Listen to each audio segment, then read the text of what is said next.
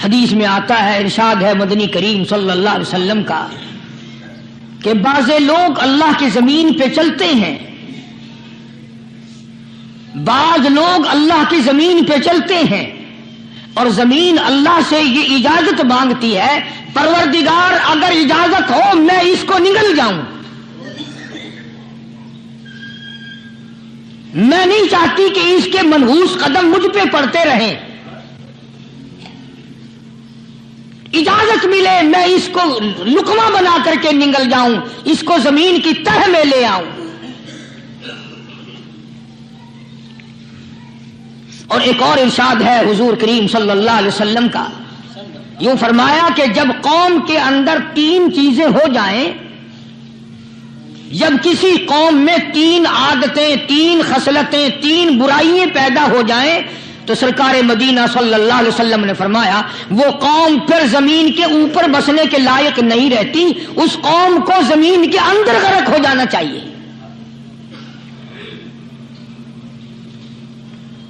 وہ کون سی باتیں ہیں؟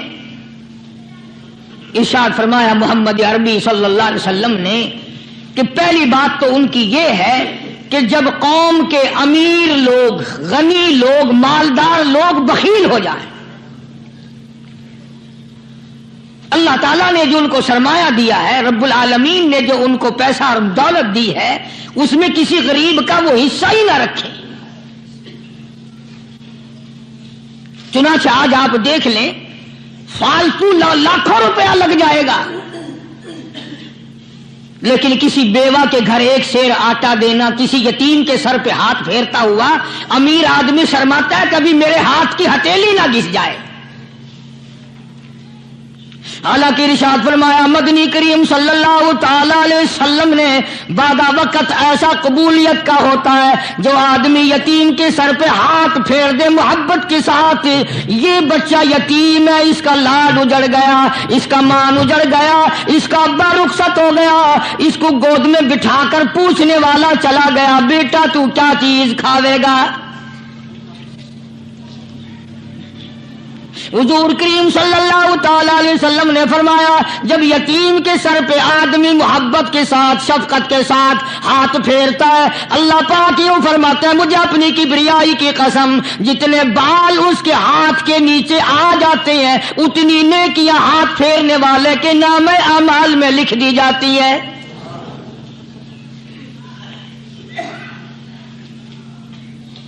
مگر ہمارے یہاں دستور نہیں، غریب کو مارو اور نیچا کرو اسے۔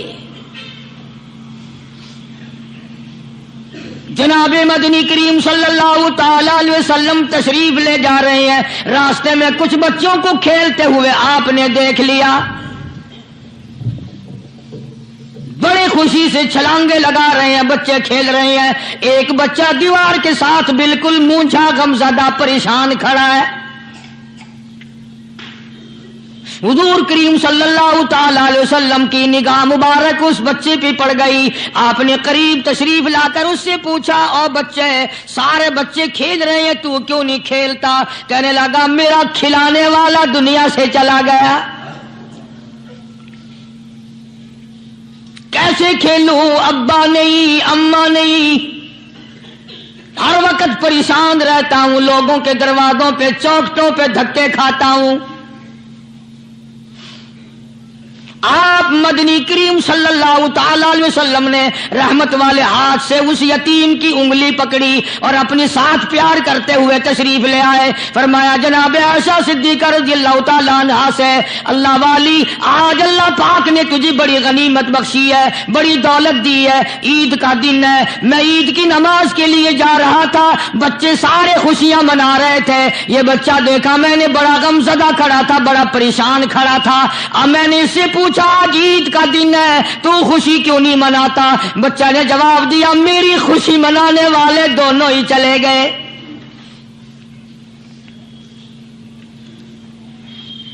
آج اللہ نے یہ موقع بخشا ہے، اسے نہلا دھلا، اس کو نئے کپڑے پہنا، मासूम बच्चे के सर पे हाथ फेरते हुए फरमाया, बेटा घबराना, ये आयशा सिद्दीका तेरी अम्मा है, मैं मुहम्मदुर रसूलुल्लाह आज से तेरा अब्बा बन गया हूं।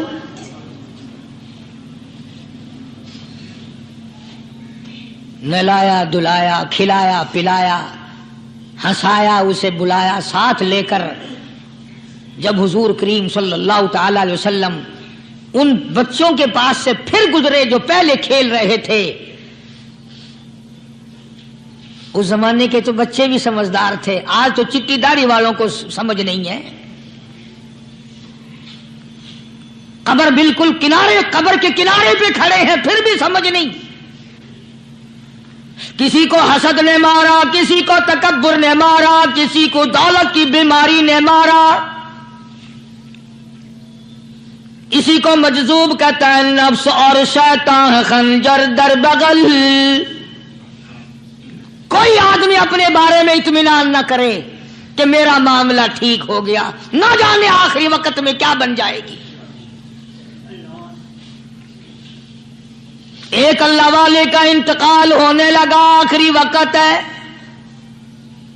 खानदान उस अल्लाह वाले का चारों तरफ बैठा हुआ है, मुरीदीन बैठे हुए हैं, अल्लाह वाले के चारों तरफ हल्का बैठा हुआ, आखिरी वक्त है। अरबी जुबान में जिसका तर्जमा ये है, उसकी जुबान से एक बात निकलती है, अभी नहीं, अभी नहीं, अभी नहीं, अभी नहीं, अभी नहीं। मरने के बाद किसी ने ख्वाब में देखा तो पूछा, हजरत जी दुनिया दुरूद शरीफ पढ़ती है, मरते वक्त कलमा पढ़ते हैं, अल्लाह अल्लाह करते हैं, ये आप अभी नहीं, अभी नहीं क्या फरमा रहे थे? तो यूं फरमाया, तुम्हें क्या मालूम है, शैतान मेरे सामने खड़ा था और कहता था मैंने दुनिया को फंसाया, दुनिया को वर्गलाया, दुनिया को बहकाया, तू मेरे फंदे से फंस गया, तेरे इल्म ने, तेरी नेकी ने बचा लिया। तो मैं कहता था जालिम अभी तो सांस आ रही है, ना जाने क्या बनेगी, अभी नहीं, अभी नहीं, अभी नहीं।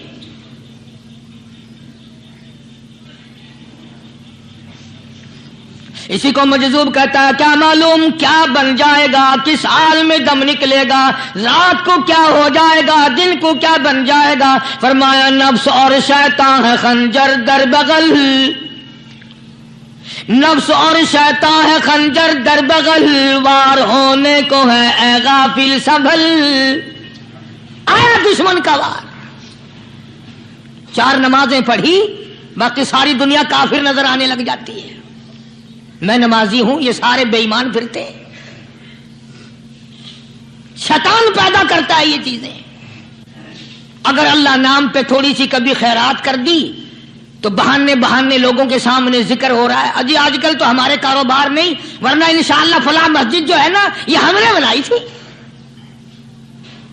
बहाने बहाने बताना।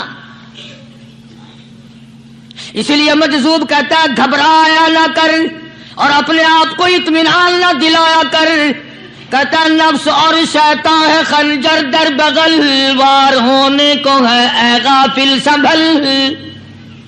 चला शैतान का खंजर, चला शैतान का खंजर, लगाया उसने दो, लगाया उसने दो। लोगों का ख्याल यह है कि शैतान सिर्फ वो, शैतान के बहकाए में वो आदमी आता है जो किसी को कत्ल कर दे। लोगों के नजदीक सिर्फ जिना करना गुनाह है, कत्ल करना गुनाह है, चोरी करना गुनाह है, डाका मारना गुनाह है, और चौथी चीज गुनाह ही कोई नहीं। हजरत उस्मान गनी ज़िन्नुरैन रज़ी अल्लाह ताला अन्हु की मुबारक मजलिस है, सहाबा किराम का दौर है, नबी का दोहरा दामाद, मजलिस है उस्मान ज़िन्नुरैन की। एक आदमी मजलिस में आके बैठा, हजरत उस्मान की मजलिस में एक आदमी आके बैठा तो हजरत उस्मान फरमाते हैं, तवज्जो, हजरत उस्मान फरमाते हैं, यूं नहीं फरमाया कि तूने ऐसा किया है, उसे जलील नहीं किया, बल्कि यूं फरमाया लोगों को शर्म नहीं आती, लोग आंख का जिना करके मेरी मजलिस में आके बैठते हैं, लोग आंख का गुनाह करके मेरी मजलिस में आके बैठते हैं। तो दौर था ना सहाबा किराम का, फौरन चोट की किसी ने कि नबी के बाद वही आनी शुरू हो गई। यानी आपको कैसे पता चल गया कि कोई आदमी गलत निगाह डाल के आया? इसकी रास्ते में नजर कहीं गलत पड़ी थी आने वाले की, आपको कैसे पता चला? यानी बात करने वाले को भी देखो और फिर चोट करने वाले को भी देखो। तो हजरत उस्मान रज़ियल्लाहु ताला अन्हु ने फरमाया, भाई पाक मजलिस में अगर एक तोला भी कोई पखाना लेकर आ जाए तो बदबू तो आ ही जाएगी ना। सहाबा की पाक मजलिस में अगर कोई आंख का जिना भी करके आया, फरमाया मजलिस के अंदर बदबू फैल गई। तो अल्लाह वालों की मजलिस है और अल्लाह वालों की रफाकत एक बहुत बड़ी चीज थी, कभी लोग हासिल किया करते थे। अब तो हर आदमी पीर है, हर आदमी लीडर है, हर आदमी चौधरी है, हर आदमी बड़ा बना हुआ है, छोटा हम में कोई है ही नहीं।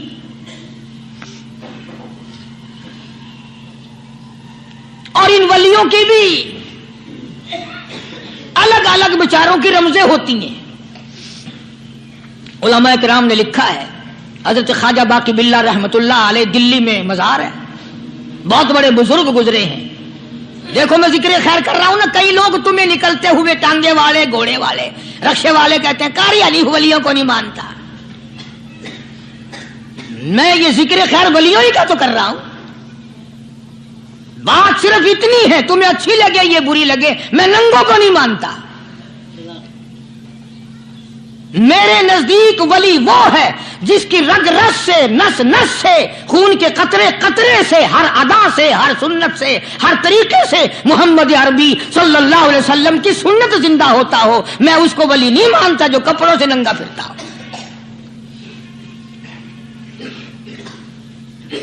ख्वाजा बाकी बिल्ला रहमतुल्लाह अलैह को भटियारे ने देखा, एक तबाही तंदूर वाला। हजरत ख्वाजा साहब को देखा कि जामिया मस्जिद दिल्ली के पैड़ियों पे, सीढ़ी पे कभी चढ़ते हैं, कभी उतरते हैं, कभी चढ़ते हैं, कभी उतरते हैं, परेशानी का आलम। तो तबाही तो जरूर था, भटियारा तो था, मगर था तो दिल्ली का। वो समझ गया कि हजरत को कोई परेशानी है। पहुंचा और जाके कहने लगा, हजरत क्या बात है, आज रात काफी गुजर गई है, आराम फरमाओ, कभी चढ़ते हो कभी उतरते हो, परेशानी क्या परेशानी है? फरमाया 4 मेहमान हैं, खाना खिलाना है, मेरे पल्ले कुछ नहीं। अंदाजा लगाओ, अभी अभी वली ये कह रहा कि मेरे पल्ले ढेला दमड़ी कुछ नहीं, 4 मेहमान हैं, शर्मिंदा हूं उनको खाना खिलाने के लिए। तो वो कहने लगा, हजरत ये कौन सी फिक्र की बात है, मैं भी लाता हूं। वो खाना लाया और हजरत के मेहमानों को खाना खिलाया। खाना खा लिया, फारिग हो गए। देखो वली की बात, अभी तो कहता था कि रोटी नहीं है, और अभी अभी वही वली कहता है बटियारे का हाथ पकड़ के मांग क्या मांगता है, मांग क्या मांगता है। अब तेरे जैसा अगर वहां होता तो कहता कि जी कोई गवर्नरी शर्मनरी दिलाओ, असेंबली की मेंबरी दिलाओ। कोई तोड़े इलाके का ढेर सियाना हो गया तो आख्या कि जी मैं को बई पर ना दो, पहली पुरानी थी गई है, हूं मैं को कोई नवी लावी चा पर ना हो। यह शय मंगनी है, और क्या मंगेया। ख्वाजा बाकी बिल्ला रहमतुल्लाह अलैह बटियारे का हाथ पकड़े खड़े हैं, फरमाने लगे मांग क्या मांगता है। वो तबाही भी दिल्ली का था ना, कहने लगा हजरत बस अल्लाह का दिया सब कुछ है, बस आप रहने दें। फरमाया नहीं नहीं, मांग क्या मांगता है। उसने कहा हजरत फिर अगर देने पे ही आए हो ना, और अगर इतना ही दरियाए करम जोश में है और आप देने का जज्बा लिए हुए हैं, फिर मुझे अपने जैसा बना दो, अपने जैसा बना दो। क्या मांगा है, मुझे अपने जैसा बना दो। फरमाया नहीं बर्दाश्त कर सकेगा। कहने लगा फिर पूछते क्यों हो क्या मांगता है, जब देना ही कुछ नहीं तो पूछते क्यों हो, अगर देने पे आए हो अपने जैसा बना दो। यूं लिखा है कि ख्वाजा बाकी बिल्ला ने उस बटियारे को अपने सीने से लगा करके थोड़ा सा दबाया, तब पटाख करके रूह निकल गई बटियारे की। بلا جو تجلیات خدا بندی بتدریج آہستہ آہستہ سینے میں آئے تھے، ان کا کرنٹ وہ یکدم برداشت کیسے کرتا؟ میرا عرض کرنے کا مقصد یہی ہے کہ ہم لوگ اپنے آپ کو کب سنبھالیں گے، اور وہ کون سا وقت آئے گا کہ ہم اس بات کے قائل ہوں گے اور تسلیم کریں گے کہ جو کرتا ہے خدا کرتا ہے، بندہ کچھ نہیں کر سکتا۔ تو میں نے اسی لیے عرض کیا، مجذوب کہتا ہے نفس اور شیطان ہے خنجر در بغل، نفس اور شیطان ہے خنجر در بغل، وار ہونے کو ہے اے غافل سنبھل۔ کبھی 4 دن بیٹھ کے اللہ اللہ کر لی، تسبیح پھیر لی، تو دوسروں کو یہ تو دنیا کے دھندے میں پھنسے ہوئے ہیں، میں بہت بڑا ولی ہوں، میں بہت بڑا ابدال ہوں، مجھ سے بڑا تو کوئی نیک ہے ہی نہیں۔ یہ بہت بڑی مار ہے شیطان کی۔ اسی کو کہتا کہ نفس اور شیطان ہے خنجر در بغل، وار ہونے کو ہے اے غافل سنبھل، آ نہ جائے دین و ایمان میں خلل، آ نہ جائے دین و ایمان میں خلل، باز اے بدعمل۔ کچھ تو سوچ، کس کی تو پیداوار ہے، کس نے تجھے بنایا، کس نے تجھے یہ آنکھیں دی، کس نے یہ لب دیے، کس نے یہ دل دیا، کس نے یہ دماغ دیا، کس نے یہ شعور بخشا، کس نے یہ ساری چیزیں عطا فرمائی؟ اللہ پاک کی ذات فرماتی ہے او لوگوں، مجھے بھی بڑا دکھ لگتا ہے، مجھے بھی بڑا صدمہ ہوتا ہے، میرا قہر جوش میں آ جاتا ہے جب پیاری شکل بناؤں میں، پیاری صورت بنائی میں نے، پیارا ماتھا سونی شکل بنائی میں نے، جب میری چوکھٹ کے سوا دوسروں کے دروازے پہ جا کے تو ماتھا رکھتا ہے، فرمایا میرا قہر جوش میں آتا ہے تجھے برباد کر دوں۔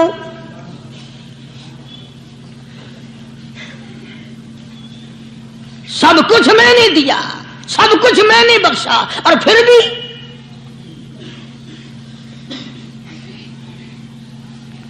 شاہ عبد القدوس گنگوہی رحمت اللہ علیہ بہت بڑے بزرگوں میں سے گزرے ہیں، بہت بڑے اللہ والے تھے۔ ایک راستے سے گزر رہے ہیں، مریدین ساتھ ہیں، حلقہ ساتھ ہے، راستے میں ایک گندگی کا ڈھیر پڑا ہوا تھا، بدبو آ رہی تھی، تو شاہ عبد القدوس نے اپنے حلقے اثر کے لوگوں سے اور مریدوں سے کہا ٹھہر جاؤ۔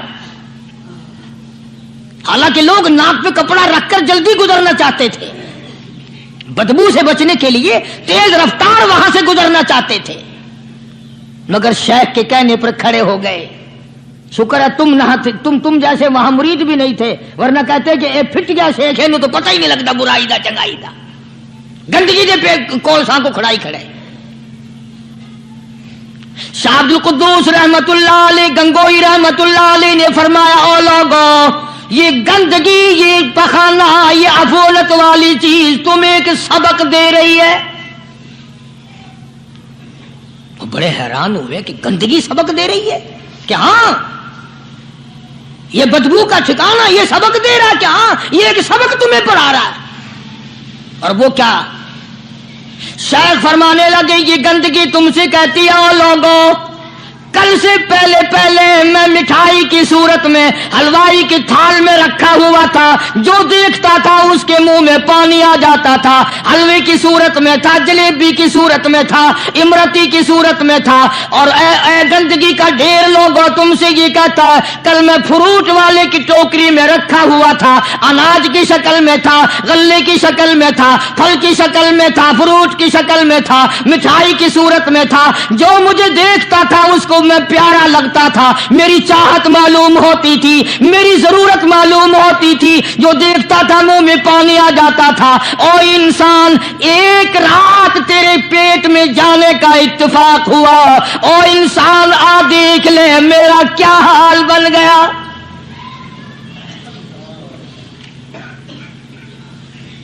ایک رات تو تیری صحبت میں رہا ہوں، ایک رات تیرے اندر ٹھہرنے کا اتفاق ہوا، دیکھ میرا کیا حال بن گیا۔ ہر شخص مجھ سے نفرت کرتا ہے، مجھ سے بدبو کی وجہ سے نفرت کرتا ہے، ناک پہ کپڑا رکھتا ہے، میرا کیا حال بن گیا؟ اور بندے تجھے 40 50 60 سال گزر گئے، تو نے اپنے اندر خوشبو پیدا کرنے کی کوشش نہ کی،